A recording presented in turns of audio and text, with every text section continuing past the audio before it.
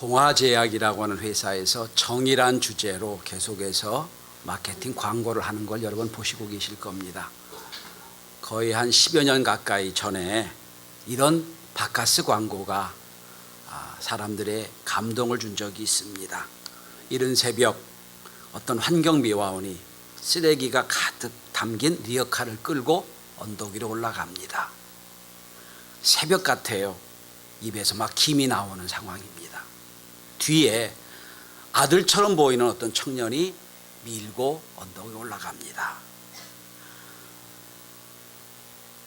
열심히 끌고 가던 아버지가 뒤돌아서 보고 말합니다. 얘야 힘들질 않니? 그랬더니 그 청년이 대답합니다. 아니요, 아버지는 매일 하시는 일인걸요. 그리고 광고에 정 그러고 끝납니다.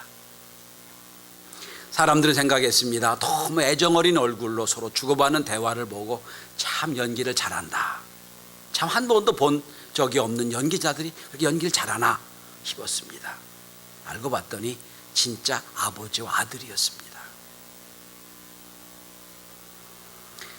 진짜 아버지 환경미화원과 아들의 관계를 알게 된 신문사에서 취재가 왔습니다. 그 주인공은 환경미화원으로 일하던 아버지 박선치라는 분이었습니다. 강동구청의 환경미화원이었습니다. 그는 원래 시장에서 옷가게를 열심히 하던 사장님이셨는데 옷가게가 망한 뒤에 어쩔 수 없이 용역계약직으로 환경미화원에 들어갔습니다. 그래서 강동구청에 소속이 돼 있지만 공무원은 아닌 신분으로 10년을 일했습니다. 부인도 모르고 아무도 모르고 공무원 신분으로 알고 있었습니다. 그런데 그만 큰아들 상호라는 친구가 고1, 2 되더니 점점 반항이 심해집니다. 공부도 안 하고 비전도 없고 막 반항을 합니다. 아무리 얘기해도 이 얘기가 안 됩니다. 어느 날 이 아버지 박선치라는 분이 온 가족을 모아놓고 얘기를 합니다. 얘들아, 사실 난 공무원이 아니란다. 너희들 공무원으로 알고 있지만 난 공무원이 아니란다. 사실은 용역회사의 직원으로 환경미화원을 하고 있단다. 내가 남들보다 아침 일찍 일어나서 이렇게 힘들게 일하고 있는데 너희들 이렇게 하면 어떡하냐. 그날 아내도 울고 자식도 다 울고 그리고 온 가족이 새롭게 출발합니다. 그 모습을 담은 광고가 이 정의란 광고였습니다. 열심히 아버지를 도우며 공부한 결과 그 당시 이 큰아들이었던 상호군, 뒤에서 밀어주던 이 상호군은 수원대 법과대학을 다녔다고 합니다. 그런데 재밌는 건 이 광고를 본 동아제약의 최고 경영자들이 또 감동을 받았어요. 원래는 이 부자를 광고에 띄울 때 약간의 수급이만 주려고 했던 것을 진짜 사실을 알고 나서 광고의 은혜를 받고 감동이 되어서 결정을 했습니다. 이 가정에 집을 사주기로. 그리고 이 청년의 대학교 전액에 장학금을 주기로 작정을 했다고 합니다. 오래된 이야기입니다만 이렇게 감동은 사람을 움직이는 힘이 있습니다. 제가 성경을 읽으면서 하나님께 대한 속성을 깨닫고 은혜를 많이 받은 적이 있습니다. 여러분, 하나님 어떻게 생각하시나요? 막 불과 같은 눈을 막 보시고 누가 죄를 지은 적이 없나 살펴보신 줄 알고 계시는 분이 계실지 몰라요. 근데 제가 깨달은 하나님은 그런 분이 아니셨습니다. 하나님은 참 감동받기를 잘하시는 분이에요. 감동과 감격이 충만하신 분이었다는 거예요. 왜 그러냐? 여러분, 창세기를 보시면 아무도 없이 하나님 혼자 천지를 지으세요. 해도 지으고 달도 짓고 그리고 모든 걸 지으시고 매 하루하루 천지를 창조하신 그날 밤마다 저녁에 꼭 이렇게 말씀하십니다. 보기에 좋았더라. 혼자 감동하시는 거예요. 거기 아무도 없어요. 마치 옆에 누가 있는 것처럼 야, 참 멋지고 좋지. 감동을 많았던 분이에요. 여러분, 아브라함이 믿음의 조상으로 세워졌는데 늘 비틀비틀거립니다. 믿음의 길을 걷지 않아요. 맨날 방황하니까 하나님이 오늘 아브라함을 밤늦게 부르십니다. 아브라함아, 밖으로 나온 아브라함과 하나님이 대화하십니다. 아브라함아, 하늘을 쳐다보게 하십니다. 하늘을 쳐다보게 하시고 하나님 말씀하십니다. 아브라함아, 저 하늘을 봐라. 별이 참 많지. 오염도 없던 때입니다. 얼마나 별이 쏟아졌겠습니까? 그 고대 근동 지역에 별이 쏟아지는 그 하늘을 보시면 하나님 말씀하십니다. 아브라함아, 내가 너한테 약속할 텐데 네 자손이 저 많은 별들처럼 많아지게 할 거야. 마치 여러분 어떤 느낌이 드시나요? 막 방황하고 말 안 듣는 자녀를 앞에 놓고 아버지가 마음으로 말하는 것 같지 않나요? 야, 이렇게 많이 자식이 그냥 죽고. 감성이 풍부하신 분이 하나님이세요. 그 아들 예수님도 역시 감동과 감성이 풍부하신 분이에요. 잘 웃으시고 잘 우시는 분. 성경에 무려 4번이나 예수 우시는 장면이 나와요. 마리아가 구원받은 것에 너무 감사해서 거의 1년치 가까이 되는 돈을 모아가지고 향유를 삽니다. 그리고 주님을 모시고 그 집에서 머리에 향유를 붓습니다. 예수님 분명 알고 계세요. 분명히 이런 행동을 하면 나를 자꾸 어떻게 하면 책량하려고 하는 저 바리새인들, 나의 원수, 나를 공격할 거다 알고 계세요. 그런데 그보다 공격하는 것보다, 공격당하는 것보다 더 중요한 건 이 마리아의 마음, 감격을 하시는 거예요. 그리고 말씀하십니다. 그냥 두어라. 이 여자가 나의 장례를 예비했다.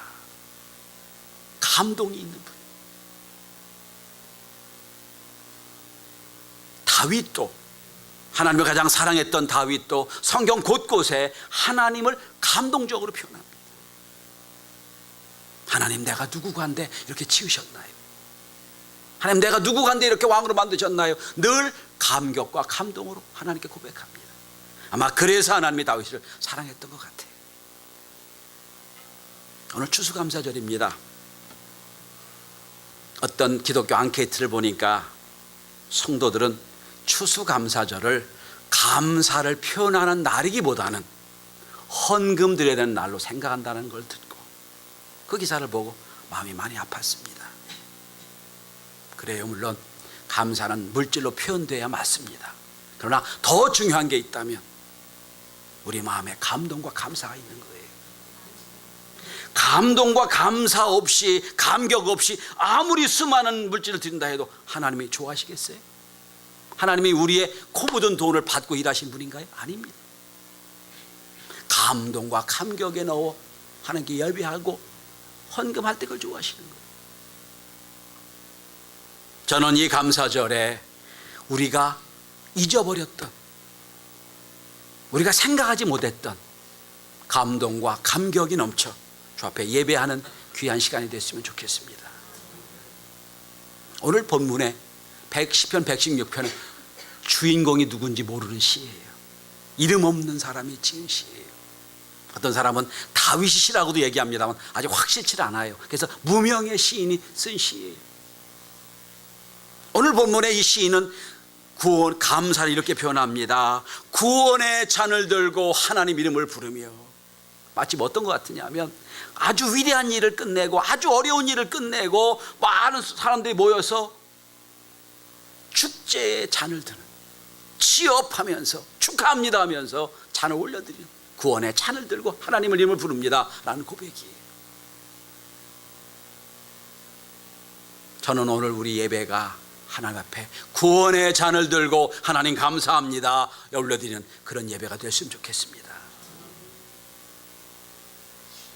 감사는 첫째는 감격에서 시작합니다. 이 시대는 감동과 감격이 없어진 시대예요. 하도 무한 경쟁 속에 살기 때문에, 또한 경제가 너무 어렵고 각박하게 살기 때문에 마음이 너무 각박해졌어요. 감동이 없어졌어요. 그런데 감사는 감동과 감격에서 시작합니다. 오늘 본문의 13절에 내가 구원의 찬을 들고 여호와 이름을 부르겠습니다 라는 찬양을 해요. 감사는 생각에서 시작됩니다. 그런데 그 생각은 생각의 가장 깊이는 하나님을 향한 감동이 있어야 생각이 되는 거예요. 정태기 박사라는 분이 계세요. 우리나라의 상담 심리학에 큰 역할을 감당했던 분입니다. 그분이 신학교를 졸업하고 신학교를 졸업했는데 사명이 없었어요. 방황을 하고 있는데 그를 사랑하는 친구가 그를 불러가지고 용돈을 주면서 너 소록돌에 있는 교회를 다녀오라고 부탁합니다. 정태기 박사가 그 돈을 가지고 소록중앙교회에 갑니다. 소록도가 어떤 곳인지 아시죠? 문둥병자가 사는 그런 곳. 옛날 얘기입니다. 정태기 박사는 지금 80이 넘은 분이에요. 소록중앙교회를 찾아가서 마침 예배 시간에 예배를 드리는데 1000명 이상의 성도들이 모여 있으면 다 문둥병자들이에요.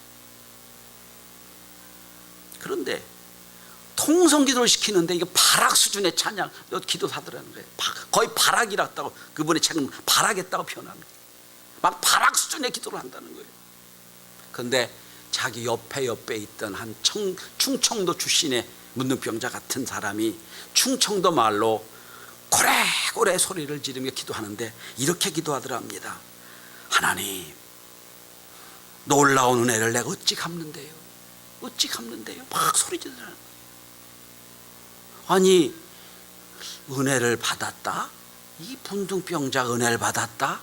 이게 나같이 건강한 사람이 여기 또 있나? 그러고 눈을 들어 그를 보니 눈 한쪽은 이미 골마 없어졌고 코도 없어지고 그리고 손도 완전히 다 잘려져 문둥이 손 돼서 그 뭉뚱거린 손으로 땅을 치면서 기도하더랍니다. 하나님 은혜를 어찌 갚으네, 어찌 갚겠네 하더라는 거예요.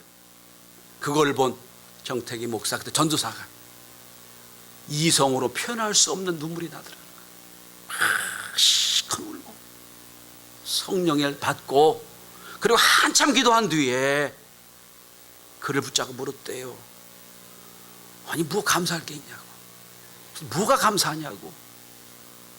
그랬더니 그는 그러더랍니다. 내가 이 몹쓸병에 걸리니까 17년을 연애하고 결혼한 아내도 나를 버렸고 형제도 나를 버렸고 나중에는 저를 보고 눈물 짓던 부모님도 나를 떠나갔습니다. 죽으려고 했는데 그때 하나님 나를 만나 주셨습니다. 하나님이 찬송을 펼 때마다 나를 반겨주셨고 성경을 읽을 때마다 나를 위로해 주셨고 말씀을 들을 때마다 저에게 용기와 희망을 주셨고 나를 너를 사랑한다고 하셨으니 이는 어떻게 갚겠습니까? 그러더라는 거예요. 이분의 이름이 옛날에 박상천 권찰님이었답니다. 그래서 그분의 집에 움막집에 가서 14일을 함께 살았대요. 어떻게 왔냐고 했는데 전도사로 왔다고, 내가 사명 없이 왔다고 했더니 그 망가진 손을 붙잡고 이 전도사를 위해 기도했답니다. 하나님 위대하게 써주십시오. 그가 소명 없던 사람이 바뀌어 사명을 감당한 정태기 박사가 된 겁니다. 성도 여러분, 감사와 감격이 없는 것 이미 우리가 메말랐다는 뜻이에요. 진정한 감사는 감동에서 시작을 합니다. 여러분, 아마 이 중에 우리 모두는 다 여기 있는 박상천 권차보다 나을 분들이에요. 그 망가진 손으로 내가 어떻게 하면 주의 구원을 이룰까, 감사할까 라고 했던 걸 기억해 보시기 바랍니다. 자, 두 번째로 감사는 구원에 대한 감격으로 시작합니다. 구원에 대한 감격입니다. 오늘 3절을 보시면 이 시인은 죽을 뻔한 체험이 있는 것 같습니다. 사망이 주를 둘렀습니다. 수월의 고통을 경험했습니다. 수월은 지옥이란 뜻이에요. 거의 죽음 직전에 지옥으로 갈 뻔했다는 거예요. 그리고 8절에 보면, 오늘 8절을 주목해 보시면 이 시인은 고백을 합니다. 주께서 내 영혼을 사망에서, 내 눈을 눈물에서, 내 발을 넘어짐에서 건지셨나이다. 이게 완전한 구원을 얘기합니다. 8절을 보세요. 내 영혼을 사망에서 건져내 주셨습니다. 구원이잖아요. 영혼을 사망에 구원해 주셨어요. 근데 여러분, 현재 우리가 깨닫지 못하는 것 중에 하나가 뭐냐면 현재 누리고 있는 걸 우리가 얼마나 귀한 줄 모르고 있다. 누리고 있는 것 귀한 줄 몰라요. 그래서 우리는 이걸 잊어버리면 그때 깨달아요. 내가 지금 누리고 있는 게 너무 귀한데 이걸 지금은 몰라요. 없어지고 놓치고 나면 그때 깨달아요. 그것 중에 하나가 뭔지 아세요? 구원이에요. 아마 오늘 같은 날은 날씨도 좋고 참이 많이 단풍도 들고 낙엽도 있고 그러니까 아마 들로 사람 많이 갔을 거예요. 근데 오늘 여러분 이 자리에 계시잖아요. 예배하는 자리에 계시잖아요. 이 자체가 얼마나 귀한 줄 몰라요. 얼마나 감사한지 몰라요. 그저 눈에 보이는 단풍을 구경하고 잠시 동안 좋겠지만 영원의 생각을 못하는 사람에 비한다면 여기 앉아있는 여기들은 얼마나 귀하고 감사할지 몰라요. 그런데 이 구원받은 감사와 감격이 없으면 이렇게 생각합니다. 야, 난 교회 나왔으니 나는 하나님께 잡혔으니 방법이 없고 너희는 시컷 놀다가 나도 죽을 때쯤 오너라 생각할 수도 있어요. 구원에 대한 감격하고 감사가 뭔지 모르는 사람들이에요. 근데 여러분 시편 51편을 보면 위대한 왕이었던 다윗 왕의 고백이 나옵니다. 다윗 왕 여러분 잘 아시지요? 그가 젊었을 때 어릴 때 왕의 기름 부음을 받고 젊었을 때 왕이 됩니다. 왕이 된 처음에는 참 겸손했어요. 은혜로 살았습니다. 하나님 의지했어요. 그리고 늘 고백합니다. 하나님 내가 누군데 이렇게 왕만 됐습니까? 감사했어요. 근데 조금 왕권이 견고해지고 괜찮아지니까 교만하기 시작했어요. 어떻게 합니까? 우리아의 아내를 범하게 되는 죄를 짓니다. 살인교사죄를 지었지. 간음죄를 짓니다. 근데 문제는 죄 짓고 나니까 은혜 잘 지어버린 거예요. 죄가 어려운 게 죄 자체가 문제이긴 하지만 죄 짓고 나면 은혜를 잘 잊어버린다는 거예요. 어느 날 이 은혜를 잊어버렸어요. 그리고 했던 고백이 시편 51편이거든요. 특별히 51편 12절에 보면 다윗은 몸부림치며 이런 고백을 합니다. 주의 구원의 즐거움을 나에게 회복시켜 주십시오. 구원의 즐거움. 하나님 예전에 내가 죄 짓지 않을 땐 주의 구원의 즐거움이 충만했는데 다 잊어버렸습니다. 하나님이여 이제는 주의 구원의 즐거움을 회복시켜 주십시오. 몸부림치며 기도합니다.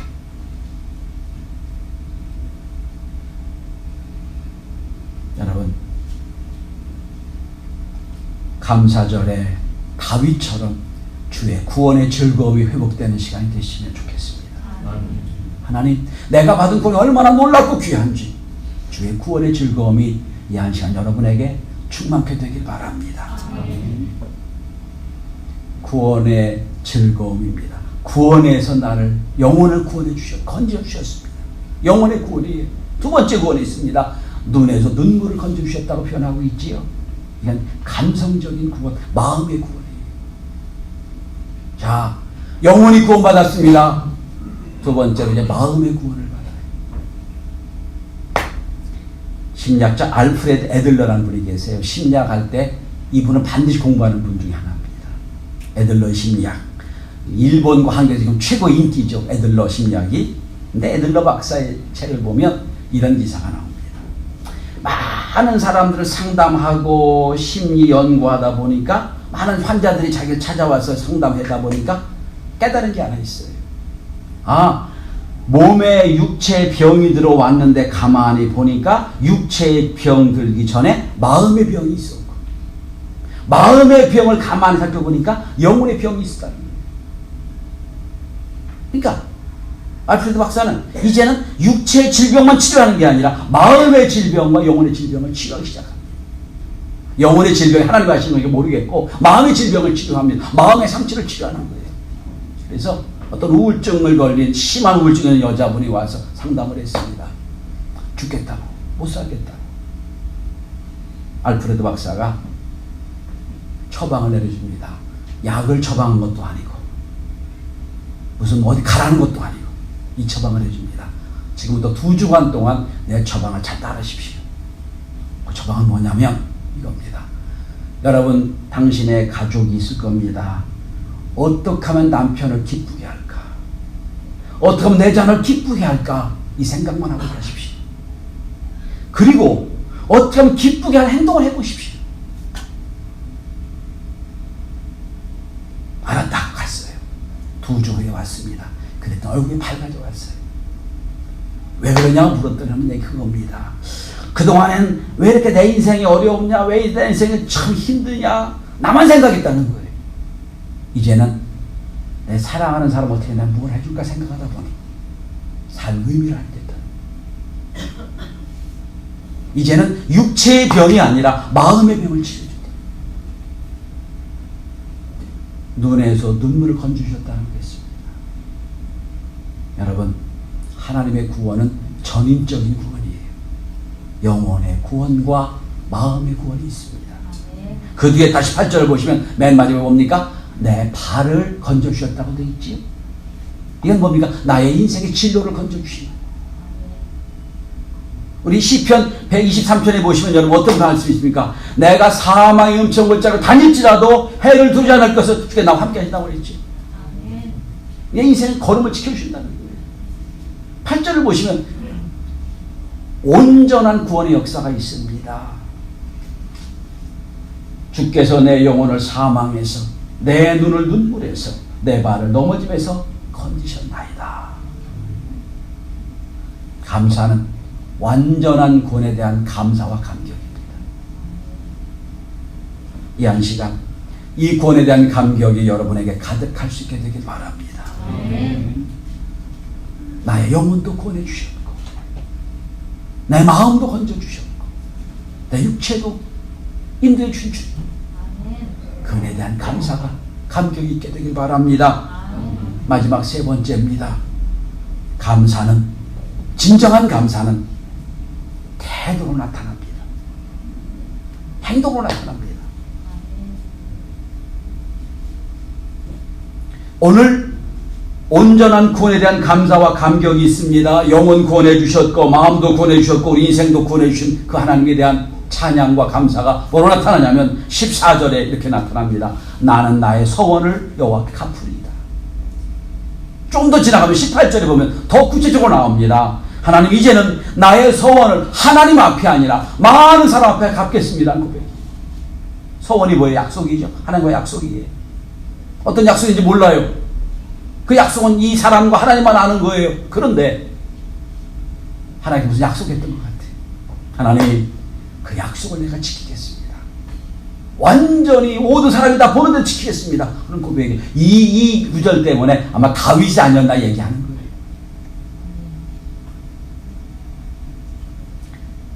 같은 신앙생활을 해도요, 감격과 감동 없이 신앙생활하면 의무로 끝납니다. 의무예요. 그런데 뭔가 하나님의 일을 할 때 구원받은 감사, 은혜받은 감사와 감격을 하면 그건 기쁨이 됩니다. 얼굴 보면 알아요. 벌써 얼굴의 표정이 무표정합니다. 여러분, 아무리 위대한 일을 해도요, 그건 의무로 끝나요. 하나님은 그걸 좋아하지 않을 것 같아요. 오늘 무명의 시인은 그가 죽음을 경험하는 순간, 수월에까지 들어갔던 직전의 순간 하나님이 구원해 주신 걸 기억합니다.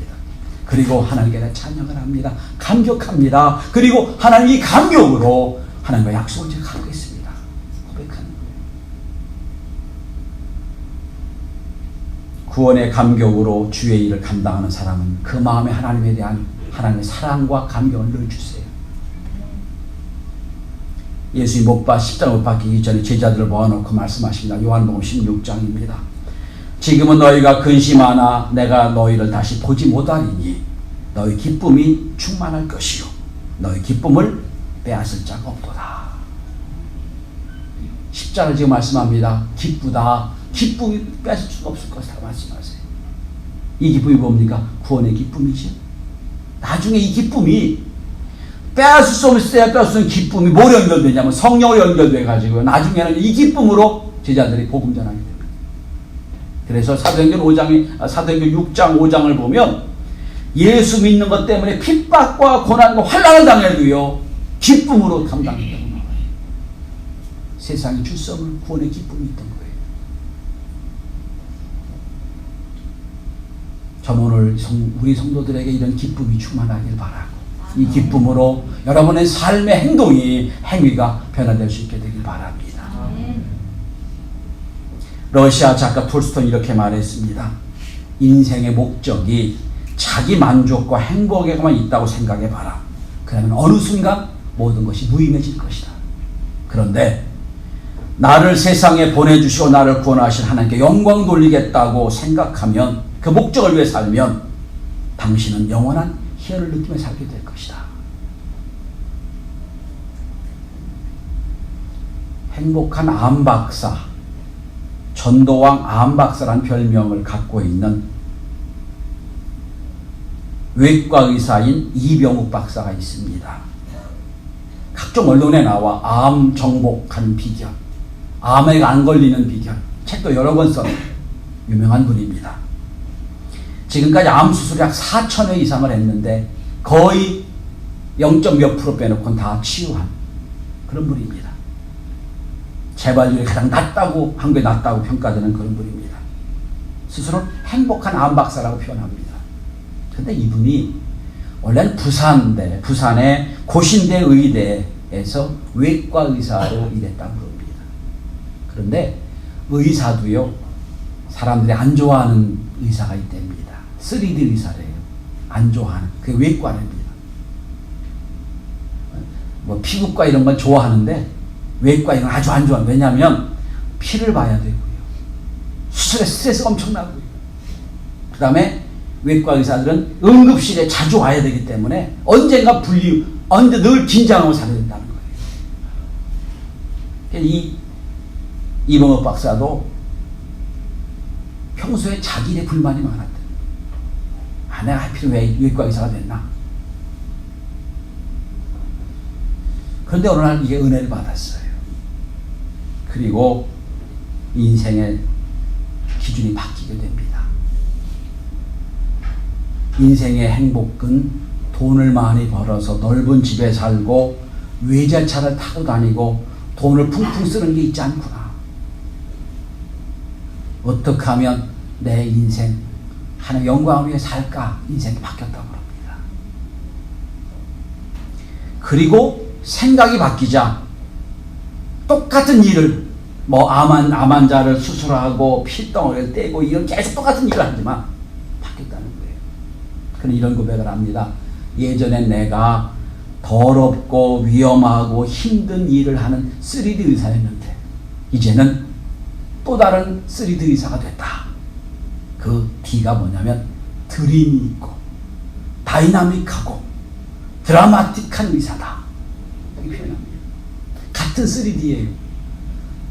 더럽고 싫고 위험한 의사가 꿈이 있고 드라마틱하고 다이나믹한 의사입니다.